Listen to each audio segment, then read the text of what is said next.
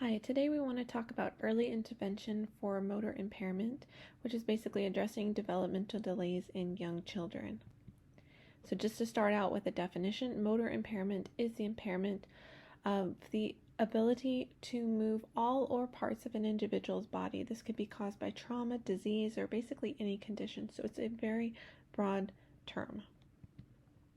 And some demographics about motor impairment: approximately 1 in 6 or 17% of children have some sort of developmental delay. This includes cerebral palsy at 1 to 4 children per 1,000 live births, Down syndrome 1 per 700, autism spectrum about 1 in 4, and motor skill disorders about 5 to 6% of children. So it's very, very broad. And just to provide a framework of why this topic is important, later in life, children with disabilities may suffer from increased physical and mental health risks. So early diagnosis and intervention may really reduce those effects. And as you can see here in this chart, adults living with disabilities are much more likely to have be suffering from obesity, smoking, heart disease, and diabetes, just to name a few. So early diagnosis, like I said, is important, and we can do this by comparing the development of a child with some milestones which have been developed and published by the CDC. Those are the easiest ones to access. For example, here with cerebral palsy, if a child has cerebral palsy, this may be happening to them. At 3 to 6 months of age, they may feel stiff, they might feel floppy, their legs might be stiff and cross or be scissor crossed when they're picked up. When they're a little bit older, around 6 months of age, maybe they won't be able to roll in either direction, or they may have difficulty bringing their hands to their mouth.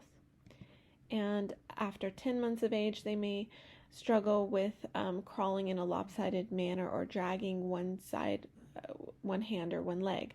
They might be scooting around and not really crawling on all fours. And as I mentioned, these milestones are found on the CDC website. They're very, very helpful. They have a lot of tools on there, such as a milestone checklist, photo and video library for demonstrating the skills. They even have a mobile app. So basically what these milestones do is they just provide a framework. Every child is going to develop in a very unique way. However, most children are going to fall within these frameworks of development at each particular stage. So it's really helpful for parents and caregivers to have a guideline of what to be looking for. So early intervention is actually a defined phrase in the realm of child education and development.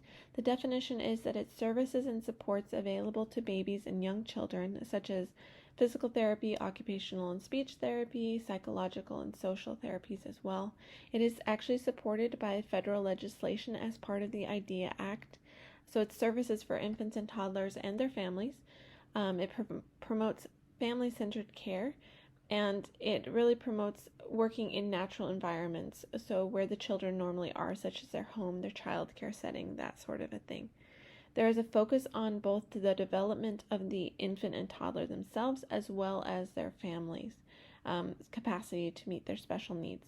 So like I said, this is family-centered therapy, and there have been surveys done with the families that basically show how beneficial it is to have this integrated role of the family and the therapist together.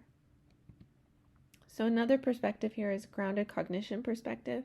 I'm not going to read this quote, but basically what the grounded cognition perspective is bringing motor learning into perspective of social and cultural context. So not just focusing on just the rudimentary motor skill, but seeing it in a broader context.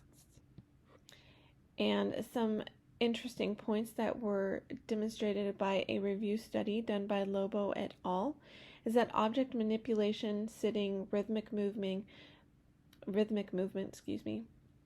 were more associated with speech than the age of the child was.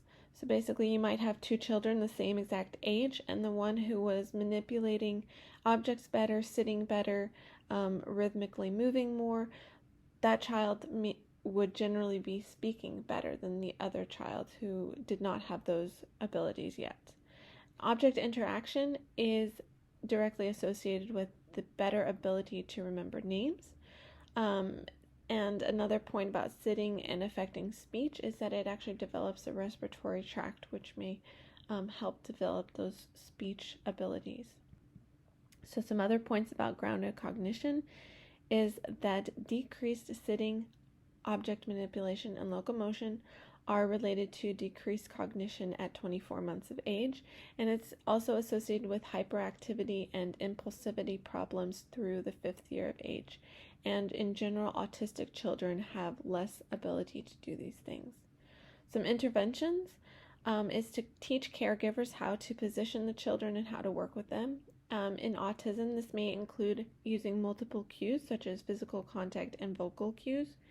Sitting is improved by reaching for objects, so the ability to balance while you're sitting can be improved by that act of reaching your arm out. Walking in Down syndrome and cerebral palsy children can be benefited by treadmill practice or powered mobility equipment and robotics. And this is associated with more social and language development when they're able to ambulate better. So funding may be an issue for these therapies. However, I want to bring back that this is a federally legislated idea, or the early intervention idea is federally legislated. So there are definitely resources out there, and families should be educated about that. So beyond physical, as I mentioned before, adults with disabilities have increased incidence of illnesses, but they also have an increased frequency of mental distress, 4.6 times the normal rate. So my question is simply, why would children be any different? There is a definite mental aspect to having a disability, and therefore the earlier we can deal with it, the better. So this also affects our social competence and our social confidence. At one study in Romanian schools, they did some game therapy with children with disabilities, and they showed a marked improvement in social integration. And many studies have also shown that transition to school is much benefited with therapy and a real integrated role between the parents and the therapists. So some considerations to take into account. Timing is important. We want to do the interventions around the time that those milestones would naturally be happening.